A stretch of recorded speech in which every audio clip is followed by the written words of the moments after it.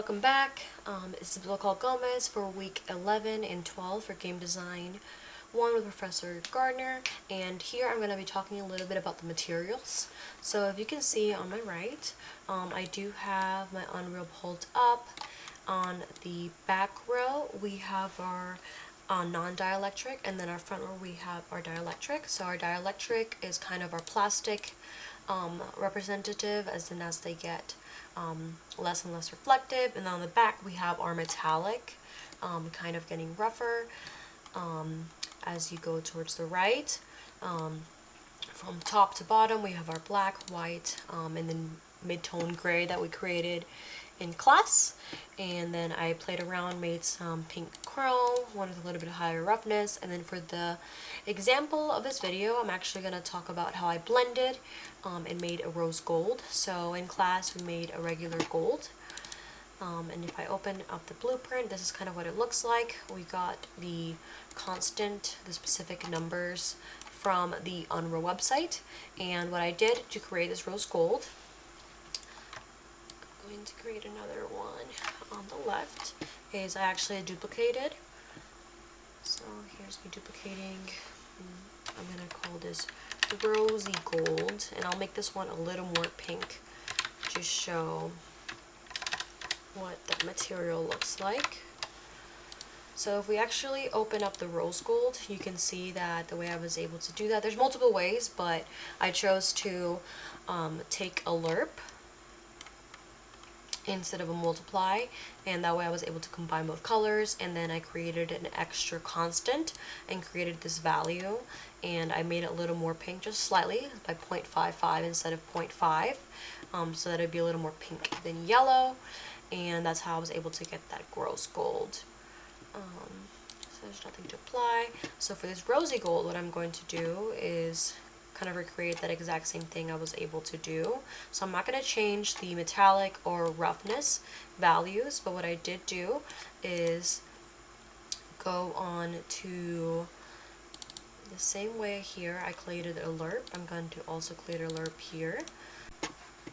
And the way you're actually able to add a lerp is by holding down the L key and then pressing. So that's how I create my lerp, and then I'm going to connect the first constant to the A. I'm going to add another value, so I'm going to hold 1, and then I'm going to connect this to the alpha, and I'm going to create another constant color, so hold down 3 to put into the B. So this is going to be our B, and this is going to go and connect into the base color. So right now I have it as of nothing right now, but like I said, I'm going to make this pinky. So the last one was more orange tone to be match more of that exact rose gold, and this is with me playing around. I haven't looked at the exact constants for rose gold, but for this exercise I'm making a little more rosy. So let's make this a deeper, stronger pink and see what happens there. So if we were able to do that, and then I'm going to make the value 0.5. Oh. See what that half and half would look like. So as you can see, comparing here to here, this rose gold is a little more pink, but I want it to be even more pink. So I'm going to make it a 0.7, and let's see how that looks. Alright, so that's definitely a lot more pink. We're kind of losing the gold there. So I'm going to go in between that and go 0.6.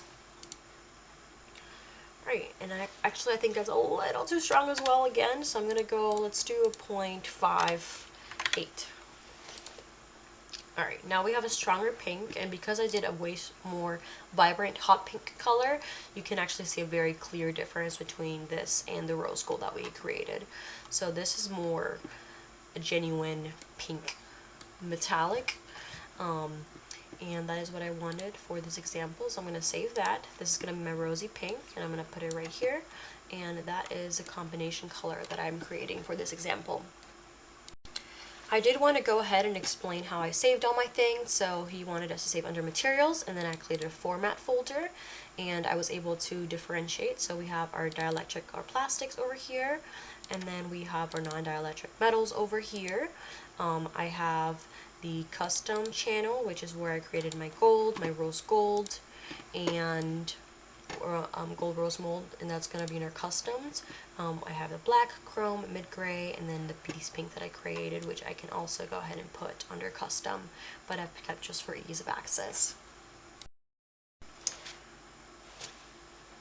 This is my second kind of color blend. I wanted to create kind of like a pukey green, so I started with like a bright pink base, and then I added some blue, and then we have a value of 6. I am supposed to play around with roughness and metallic channels for this one, so I wanted to, I have the roughness of 0.3. I think I'm going to make it a little more rough, so I want to make it 0.8. So there's no light being distributed, and then when it comes to metallic, I'm going to make it the smallest I can, like 0.005. Let's see what that looks like. Just super, you can't tell that at all. Let's do 0.05 and see how that is. Be a little more metallic-y, 0.2. Because the roughness value really just makes that impossible. Alright, so that's interesting looking. I do want it to be rougher. I'm gonna make that a 0.6. Right, and I'm liking how that's looking. I do think this green is just not appealing. I'm gonna actually make the value 0.58 and see what that looks like.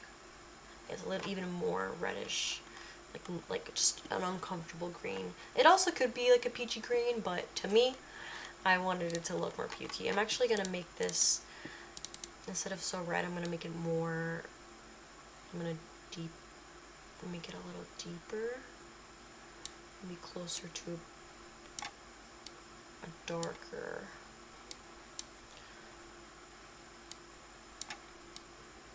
But I guess without the brightness of the intensity of the pink, it doesn't clash as much. It's not creating the look that I wanted. So I'm gonna keep that at 0.6, and let's do 0.4. There we go. That's exactly what I wanted, that off green, kind of ochre green. So I'm gonna save that, and I'm gonna rename this to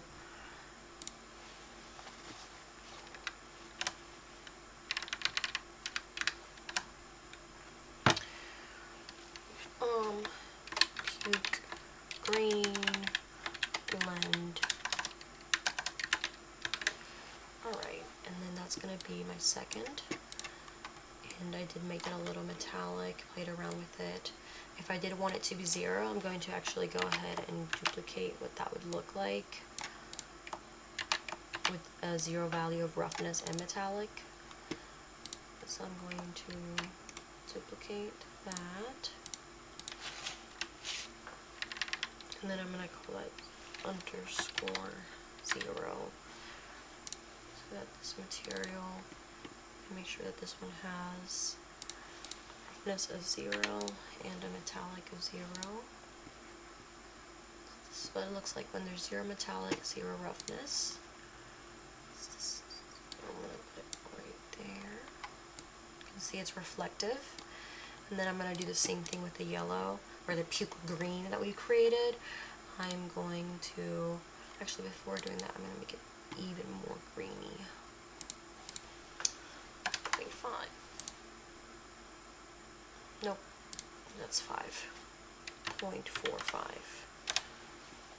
There we go. I'm going to save and automatically apply that.